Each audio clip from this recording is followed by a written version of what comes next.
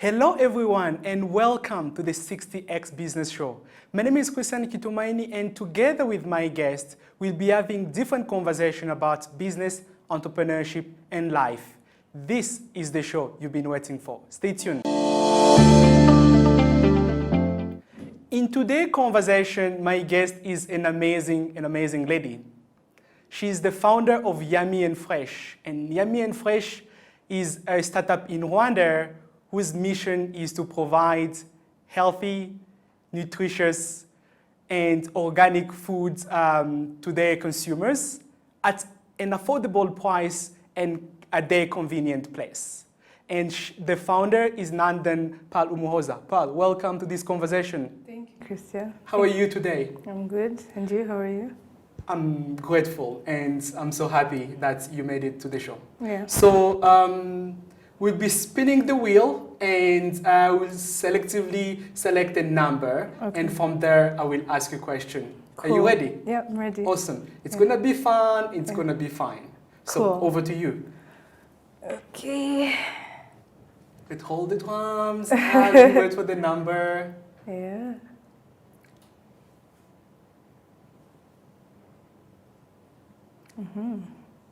No, closer to 6. Yeah, I think it's 6. Wonderful. Can you tell us the story behind your brand, the story behind Yummy and Fresh, how you changed completely your life and your lifestyle back in 2014? Can you tell us the story? Yeah, thanks again for having me today. My journey actually started, like you said, you know a lot about my story, in 2014, where I decided that I wanted to be healthy. For a long time, I didn't know what it meant to be healthy, and I struggled with my weight a lot. And I was trying to figure out what I needed to do. So I joined a gym called Waka Fitness. And at the time, they were really trying to understand their clients, what do they need. And obviously, most people go to the gym to lose weight. So they started a program which really focused on people who wanted to lose weight. So we had a trainer and a nutritionist. So in that time, we worked with them for 3 months. And in that time, I learned how to prepare healthy meals. And I was able to transform my life and be able to lose a significant amount of weight. And not only lose weight, I was able to learn, how to live healthy in a sustainable way, not just diet for a specific amount of time, but be able to eat healthy for the rest of my life by acquiring skills of learning how to cook healthy meals. But with time, I realized, of course, a lot of people were interested in my journey. So I decided to start blogging about my weight loss journey. And the main question I got from that blog was, what do you eat? Do you eat? Do you have to starve yourself? And I was like, no, I don't have to starve myself. I actually eat a lot, but I eat right. So that made me realize there was a gap, for healthy food in the country. At the time, there was maybe 1 or 2 healthy food restaurants. So I was challenged and said, okay, I think people need this. And that's what inspired me to start to help other people have access to healthy food, and also just to inspire people to change their lifestyles by, eating healthy and exercise. Wonderful. Yeah. For some of the viewers, Pearl's journey started in 2014 when she radically changed her lifestyle, eating habits to healthy food. And from there, as you heard from her, she started blogging, she started telling the stories, and she started making food to different people. And our startup focused on making sure, on top of the food that they provide, you also give them some advice, etc., which is pretty amazing. Talking about business, with this pandemic, businesses in tourism and hospitality have been affected. And how are you coping with that as a small business owners to ensure you meet your sales goals? Yeah, I think the beginning of the pandemic was really hard because of the uncertainty, because of the lockdowns, the difficulty of moving, our staff couldn't move. So in the beginning, when we went into the total lockdown, I had to close business for about a month. So that meant we went from sales to zero sales. So I had to lay off my staff for that time, and yeah, obviously it was challenging because once you're not making money, there's not much you can do. But the good thing with food is that people always have to eat. Yeah. And with my product, I felt I had to, be available to those who needed my product, because it's a product that can improve their lives and, boost their immunity. So I said I need to get back to business. So in April, around 21st, I started business again. It was challenging, obviously, because most of our customers had stopped buying from us. Most of our customers worked in offices, now they were at home. So it took time for us to pick up again. But for now, I can say that we are back to business as normal. And the beauty of how I operate is that I operate by delivering. And that's what most businesses did most restaurants and actually hotels went to deliveries, which is what I started by doing. So for me, the transitioning back to work was not hard, because I was simply doing what I was doing before, which is what everyone else was now starting to embrace. Yeah. So the good thing, you pivoted to online deliveries more on that during the lockdown itself, which puts you at competitive first pace to hit some of your sales targets, right? Yes, right. Wonderful. Let's spin the wheel for the next question. Okay. Hold the drums and wait which number will come. Yeah. Number 11. Everyone want to become an entrepreneur, right? We can agree on that. Can you tell me, how does it feel to be an entrepreneur? Is it a prestige? Is it responsibility? Does it feel like a burden to you, or it feel like, actually, I need to be more sustainable, I need to help other people, I need to share stories? How does that feel for you, being an entrepreneur? That's an interesting question. I think I always had that entrepreneurial spirit in me.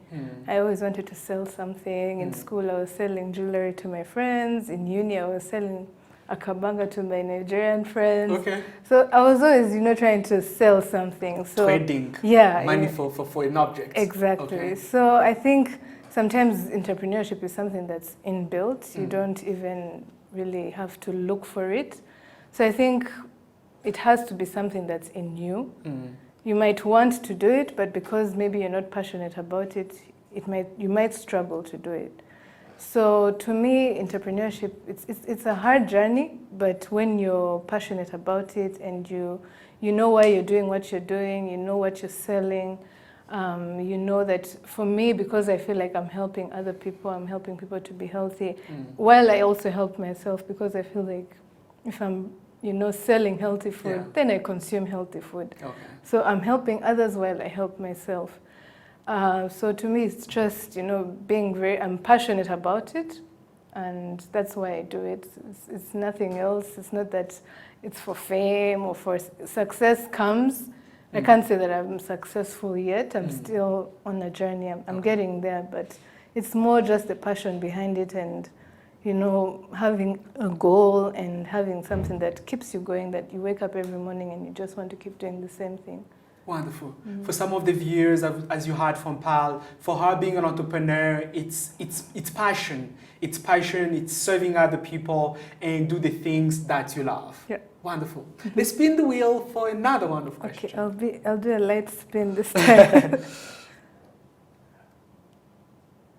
8. Wonderful. Living a healthy lifestyle requires a lot of things, right?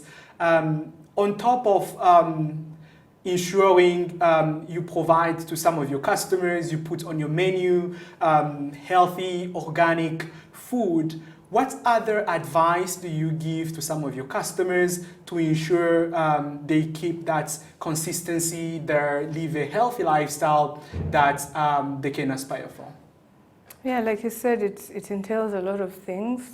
And sometimes it can seem complex and, you know, daunting, and people think, oh, what do I need to do? You know, it seems like such a big thing. But to me, when I advise people, I tell them, keep it simple. Because when you make it complicated, then you're going to fail. So by keeping it simple, just eat non-processed food. So any food that doesn't have an expiry date. If your food has an expiry date, think twice, you know? Because you want to eat something that's natural, that has been grown from the soil, that you know that in a couple of days it will rot. That's good for you. That's good food. So I always say just stick to non-processed foods, fruits, vegetables, and drink a lot of water, which is something I'm also learning. Really? Yeah. So I used to drink water, but then I realized now that I have a bigger bottle, I am able to drink more water, and then I add like lemon and cucumber to make it taste. How many liters do you drink per day? Like 2 to 3 liters a day. Oh, okay. Yeah, and it's really good for you. That's one thing I can tell anyone watching today. Try it for a week and you'll see the difference. Is there any preference? Like, it should be like warm, cold? Well, some people, you know, that should be up to the person drinking the water. If you want it cold, that's fine. If you want it lukewarm. The problem with warm is that maybe it might be hard to walk with a big bottle of hot water. But room temperature or cold is fine. And the last thing is sleep. Sleep is very important. Get your sleep. Yeah, at least 7 to 8 hours. Yeah. Wonderful. For some of the viewers, Paul's life changed and transformed back in 2014 when she adopted a healthy lifestyle. And talking about healthy lifestyle, can you tell me how does it personally feel when you share your story of transformation and someone listening to you feel like, oh my gosh, thanks a lot. This is me. I feel myself in your shoes back then, and I want to embark into this journey. How does that feel like inspiring someone to make a change? I think that answers the question of why are you an entrepreneur? That started before I became an entrepreneur, because I met friends who are facing the same challenge as I, and they would ask me, so what are you doing? And I just share my experience. I was doing this and this and this, be very clear and also make it simple. And I noticed people were transforming because of my story. And if I can even share with you the blog, I shared like 2 of my friends who went through the same journey as I, and I could see that their life had transformed. So it's very rewarding. It feels good, and it keeps you going on the days, because you don't always feel inspired to work out and eat healthy. You know, it's a journey. Today it's good, tomorrow it's bad.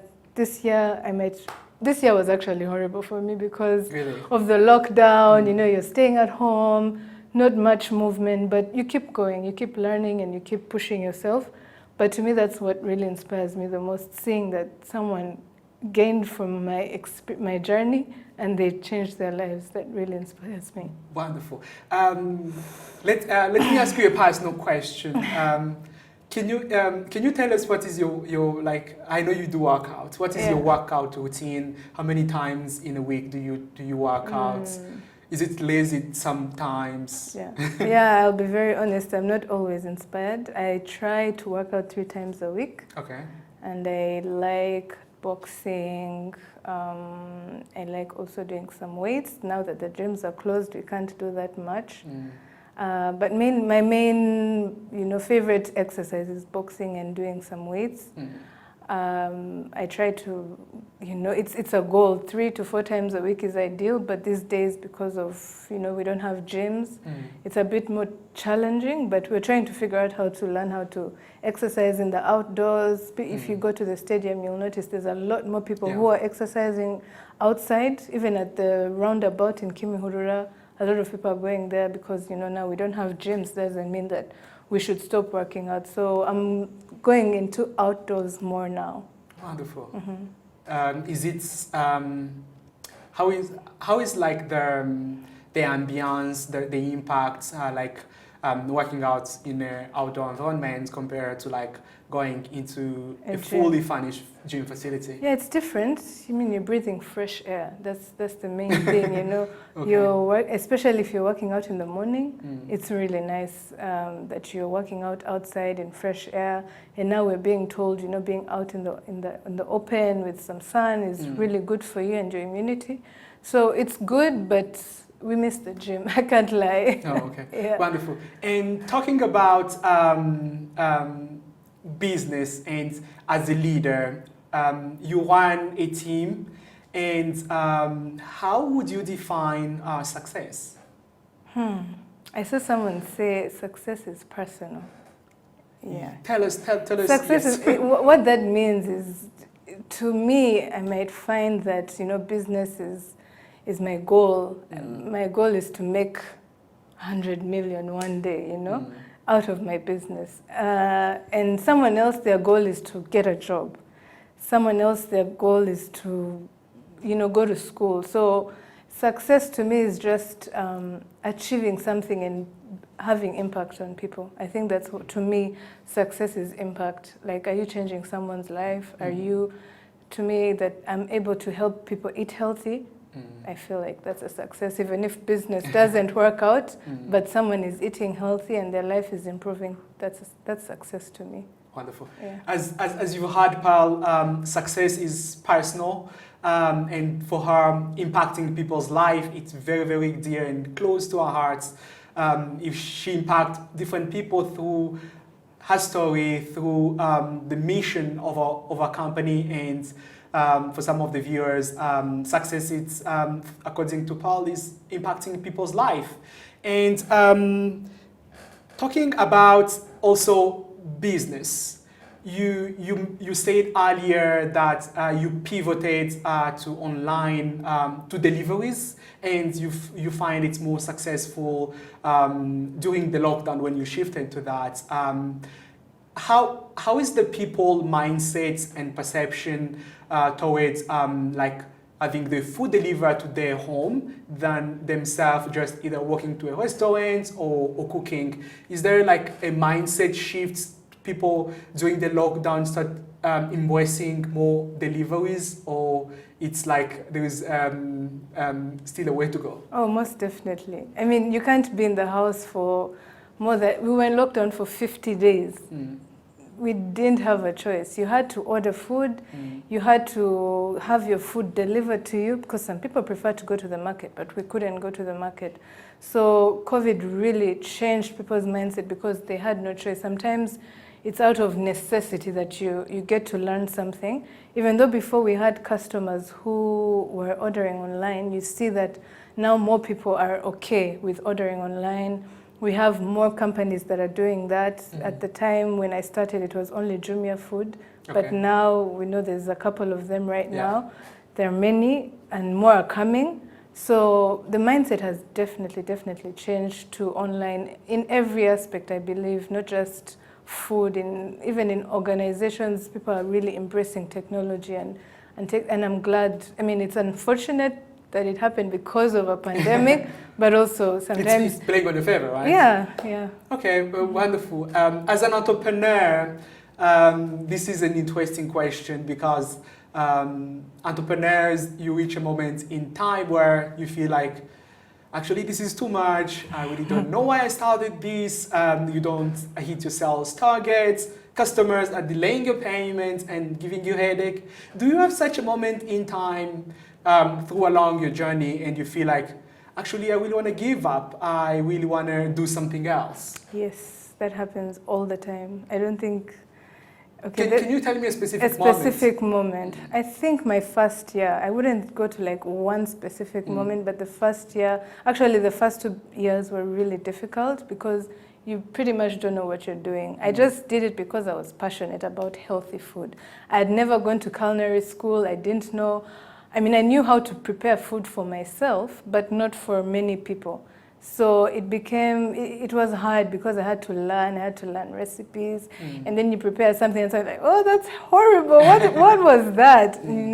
So it comes with a lot of challenges, and it wasn't easy. I had a lot of self-doubt. I'm like, who am I opening a restaurant? Yet maybe there's a hotel, that has all the equipment, it has all the chefs. What am I doing? So you have those moments, but the moments that really keep you going is when now you get it right. You make something and someone is like, oh, that was really good. Then okay, then I'm getting something right. So it's up and down. Today it's like, oh, I'm excited, I made my sales and my clients are happy, and then tomorrow it's like they're not happy. And then you have to keep learning and making sure that you make your customers happy. Awesome. So for you, it feels good when you get like a feedback from a customer, when you get either a review, a comment. It feels good to keep pushing, to keep moving ahead. Yeah, and to keep improving. Wonderful. Yeah. And it's common for all the entrepreneurs out there. It feels good that moment when if after doing a service to your customers, you get an email of thank you, or after delivering some product to your customers, they refer some of their friends to them. That is a good moment in the business when you feel like, wow, I'm really doing something that people's like. People are appreciating my product. People are appreciating my hustles. As entrepreneurs, it really feels great. Yeah. And tell us, what is the future plan that you're having for Yummy and Fresh? What are the future plans and future goals? So before the pandemic happened, I wanted to open a store and have a place where people could come in and have a feel of what Yummy and Fresh is, not just ordering. But because of the pandemic, I had to pause that. But as we see, things are getting better. We just have to assess the risk, of, investing so much. But my goal is to have a space where people can come and, have a feel of Yummy and Fresh and interact with our customers, not just online, and have a presence, not just online, but physically. And the dream is to also branch out. My tagline, if you read on my website, is I want to be an African wellness brand. So branch out East Africa, West Africa, and take Yummy and Fresh to Africa. Wonderful. By that, is it branching out to create probably new franchise? Yes. Or like creating new either online courses where people can learn about healthy. Can you elaborate? Now you're giving me ideas. Really? Yeah, no. because to be honest, there are different people in nutrition. They build their different models. Like you build courses around that and like different programs. For me, I'm focused on the food. Yeah. Like different courses and products where people can learn how to maybe make their cuisine based on the processes that you have, and then someone in Nigeria can buy it, and then it can be another revenue stream that can generate more money. Right. Actually, for me, I'm just looking at having like branches of Yummy and Fresh, but definitely that's also part of the plan, because some of our near plans is to launch an application where people can order directly from us without having to go through other companies. Okay. And then with this, as we keep developing the app, we want to provide information, not just one-on-one. Some people just call me or I'll just share on social media, but this time if they download the app, they can have access to information, recipes, how to prepare meals at home, what to avoid, what to add into their meals. So those are some of the near goals and also the future goals. That's amazing. Yeah. And my follow-up question is it easy for anyone who has money to start like business like yours, or it requires also the story behind the brand to drive and to go before the sales?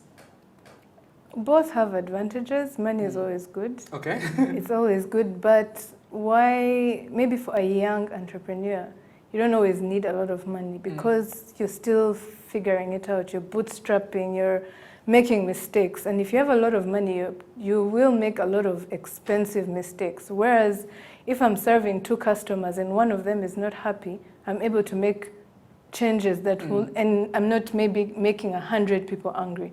That's, you see the difference.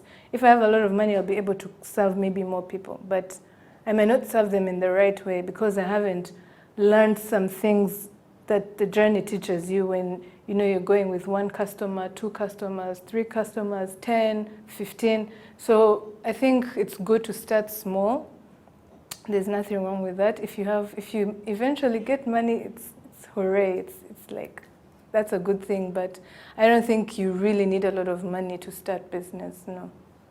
Okay, wonderful. Yeah. That's an amazing insight. So you don't need a lot of money to venture into these types of business. For young girls, let's say for a young girl out there watching you now, what advice can you give to that young girl who would like maybe to embark one day into the business world, also maybe transform their lives? What like top 3 advice you can give? I'd say find something that you're very passionate about, and when I say passionate, like find something that you want to solve, because you could start a business but you're not solving anything. It's not something that's needed, and it's good to find, yes, you're passionate about it, but find out also, is it needed? Will people buy my product? Second thing, don't be afraid to ask. I think that's one of the main issues I had, even now I still struggle with that, You have a lot of people who are willing to help you, but sometimes as women or girls, we tend to be shy. What will they think? Maybe they'll think I'm too aggressive. Don't be afraid to be aggressive. Go for what you want and ask. If they say no, then but what if they say yes? So ask a lot, and yeah, don't be afraid to start. Just start. Start from where you are, from your room, from your kitchen, and just go for it. If you have that business idea, just go for it. Don't limit yourself. Yeah. Wonderful. As you heard from Paul, don't be afraid to ask. Go for it, and you need to be passionate about what you are about to do. Those are like some of our top 3 advices for any young girl who would like to become an entrepreneur. And I would like also to get to learn from you what are the challenges businesses in your industry mostly face when it comes maybe to raise capital, to scale. What are like the challenges, and how basically someone can raise capital? Yeah, that's a very hard one, because I'm still, in that phase. You start early stage, you're bootstrapping, and then you reach a point where you realize, okay, I'm at that point where now I need to scale. But the opportunities are very limited. It's hard to know exactly where to get them. And sometimes when you get there, maybe even you as a business, you're not ready to go to the next level. So I think it's all about getting yourself in a position where if you get that opportunity, are you ready to take it on? So I can't say I know the direct answer to that question, because it's also a challenge for me. But someone advised me, at the stage that you're at, just work with the sales that you have and keep improving that as you wait, or as you keep looking for more funding. I think when people see that, you've really been pushing for this business, because most businesses need at least 5 years to really prove that, are you in this for real? Yeah. So it's patience. I think it's patience and just looking out for opportunities, and you keep boosting your business through the customers that you have. Wonderful. As you heard from Pal, there is no specific time for you to raise capital. Something very important that she said, it's like reinvesting some of your profits in your business, bootstrapping your sales to reach a certain moment when you need to be ready to raise more capital to do a bigger scale. And let me wrap up this conversation with my last question. And if you could start over in business, Which business would you start? I would still do the same thing. Really? Yeah, because I can't think of anything else.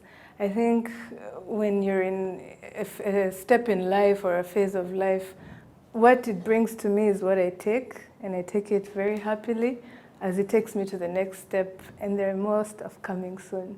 So wonderful. I'll keep you updated. Wonderful. Yeah. We are waiting for that big news.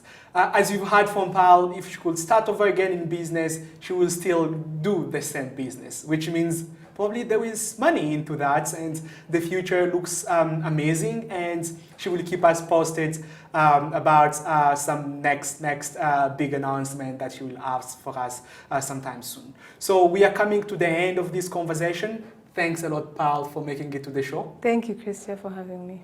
It was wonderful. Great. The conversation continues on social media using the hashtag 60xbusiness. Remember to tag me. My handle is Christian Kitumaini. Till next time, remember to wear your mask, be safe, and I see you down the road. Thank you.